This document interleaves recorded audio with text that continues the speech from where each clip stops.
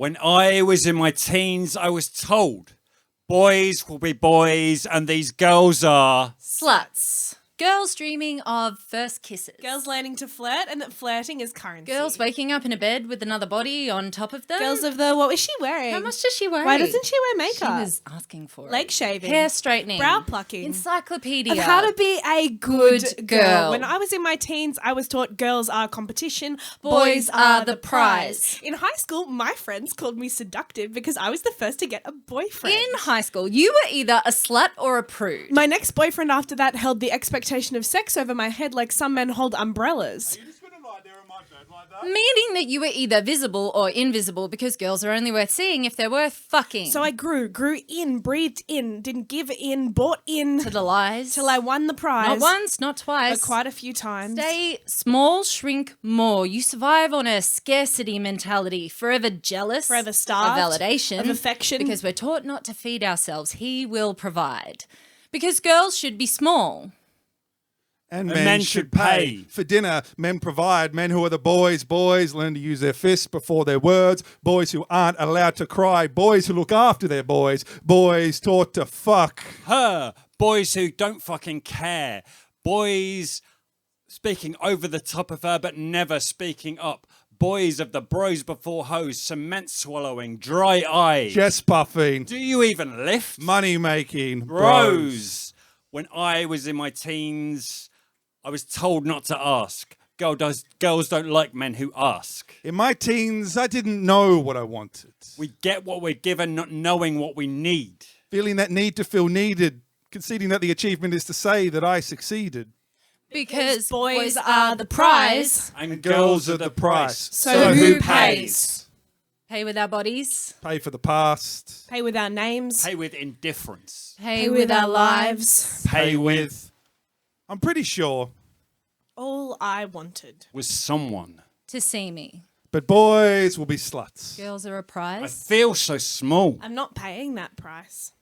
Today, I am tick box single over 35, a proud childless cat lady and just looking for a safe space to love. Boys are a swipe away and the only game I play is how many messages until he asks me a question. I lost an awful lot of time between living rooms with too loud music and a future I always insisted I wanted. A decade in, another one on the way, and I'm certain about this life I live. It's loud in here, you know?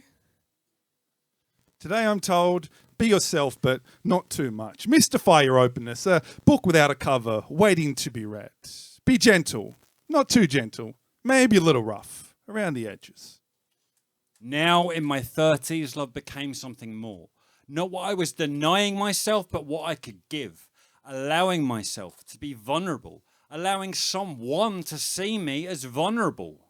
I still Just want. Someone to... See me. I still Just want. Someone to... See I'm me. just looking for a safe space. just to Want laugh. someone to see me I'm as just vulnerable. waiting to be read. Can you see me? I am the underground slut. I never had a girlfriend growing up. Told by the bros that us dudes are simple. The first time I was catcalled, it was in a country town of an above-average size as far as country towns go. I mean, really, most of the times I've been catcalled, it's been in a place like that. I don't remember. I don't know what I was wearing when my high school teacher confessed his feelings for me. I was 15. I had a boyfriend, the boyfriend I dreamt of, and I think I liked to feel pretty. I think it was important to me to feel pretty. I don't think as hard as I tried, I ever quite felt skinny enough to feel worth something, so I just tried a bit harder, didn't tell my boyfriend. Knew he'd try to stop me. Then I called it fitness, and I've called it illness. Now I call myself thoroughly past it. Now I hold myself to the standard of being thoroughly past it because of the wide-eyed girls who watch me, or on my worst days... It's more about the knowledge of being watched. It's not the same thing. Now, I consider my influence, consider my extent, consider my existence, consider that existence. Isn't that what was once promised to me as womanhood? Told by the bros that us dudes are simple, not prudes or sluts, or just down to fundamental biological imperative. You're not in control, so you don't have to own it. Openness only ruins the moment. These females need defeating or they keep us all in cells. Attack, repel, don't ask, don't tell. Not all men, but enough. Plenty are the reason I concede that women justly just don't trust me. Grip keys in fists. If I insist, I will just walk them to a taxi. Why not pressing for sex was read as rejection? I overcorrected, stayed defensive. I was ready to go or accept a no or also accept a series of yeses. Still expected her to ask all the questions. When boys are raised on this prescriptive script, men must pick up new lines around what if. Talk of moving back and forth through our positions and our angles. Isn't that the fluid truth? How two humans might both be entangled? I never had a girlfriend growing up because I kept trying to impress perceived damsels in distress, an entitled Prince Charming, flying red flags demanding that Rapunzel let down her hair. Learning through churches, churning verses of coercive sermons, it didn't matter who you were hurting.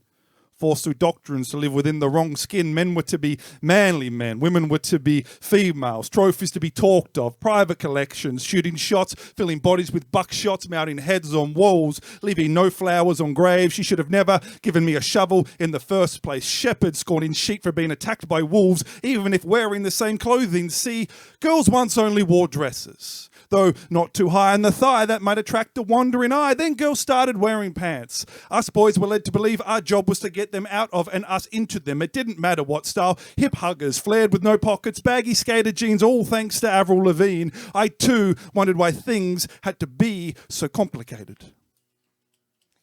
I am the underground slut. I'm not the Samantha or the Charlotte. I mean, most people claimed they weren't good with names.